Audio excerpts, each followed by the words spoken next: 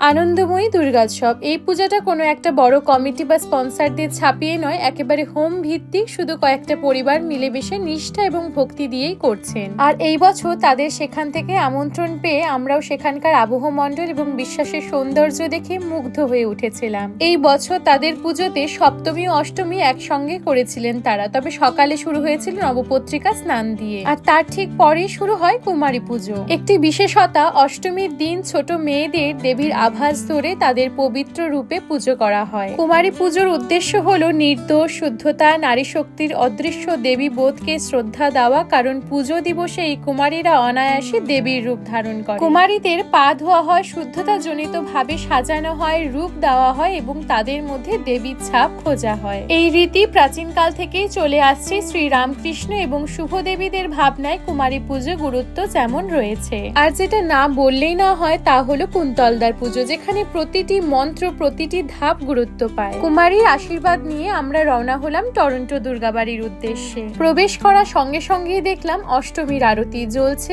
আলো আর সাথে ধুনুচি নাচ। এরপর ভোগ খেয়ে বেরোতে না বেরোতেই চোখে পড়লো গরম গরম জিলাপির ওপর। আপনারাই বলুন, পুজোর সময় একটু জিলাপি না খেলে কি আর হয়? সাথে আসার সময় আমি যে ভোগটা দিয়েছিলাম তাও কালেক্ট করে চলে আসলাম বাড়িতে। আজকের পুজো পরিক্রমা আপনাদের কেমন লাগলো কমেন্টে জানাবেন।